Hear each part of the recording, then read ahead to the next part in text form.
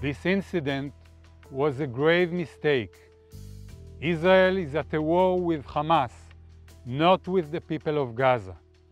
We are sorry for the unintentional harm to the members of WCK.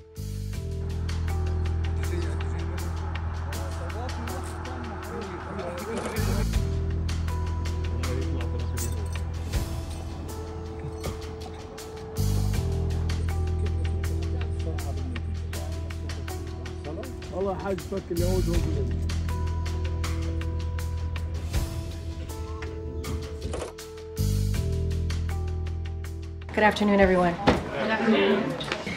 Look, we understand how Chef Andres is feeling, right? He just lost members of his team, I'm sure, who felt like family to him as well. The op-ed was very powerful.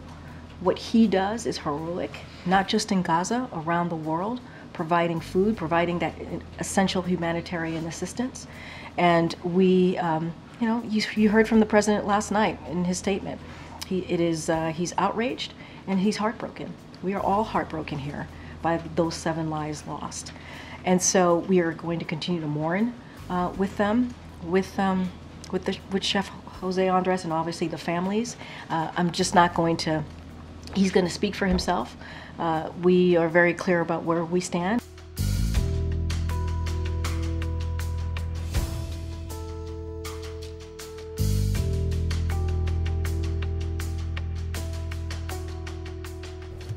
The Israelis have said to us, and they've said publicly, that they intend to conduct this investigation swiftly. We want to see it wrapped up as soon as possible and see them put in place any measures to prevent this from happening again in the future. And that's go to the second point that we think we need to see. Not just, and they don't have to wait for the outcome of this investigation to do it. They need to put in place better deconfliction and better coordination measures to protect humanitarian workers and to protect all the civilians on the ground. And it is something that we have consistently said to them over the past few months, is that they need to improve their deconfliction measures and they need to improve their coordination measures. Yeah, it's an awful, awful tragedy to think that these were brave Brits who were actually risking their lives to bring aid to people in need in Gaza, to have lost their lives in these circumstances is tragedy. My thoughts, obviously, with their family and their friends at this time. You know, I spoke to Prime Minister Netanyahu last night and was very clear with him that the situation is increasingly intolerable, and what we urgently need to see is a thorough, transparent investigation into what has happened, but also a dramatic increase in the amount of aid getting into Gaza, removing the barriers, but also closer work with aid agencies to make sure things like this don't happen again.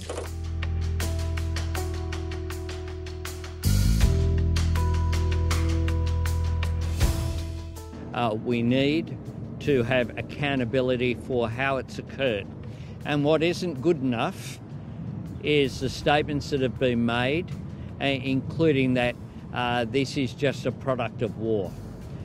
This is against humanitarian law. International humanitarian law makes it very clear that aid workers should be able to provide that aid and that assistance free of the threat of losing their life. I now give the floor to the Secretary General of the United Nations, His Excellency Antonio Guterres, to deliver his statement. The devastating Israeli airstrikes that killed World Central Kitchen personnel yesterday bring the number of aid workers killed in this conflict to 196, including more than 175 members of our own UN staff. This is unconscionable, but it is an inevitable result of the way the war is being conducted. It demonstrates yet again the urgent need for an immediate humanitarian ceasefire, the unconditional release of all hostages, and the expansion of humanitarian aid into Gaza, as the Security Council demanded in its resolution last week.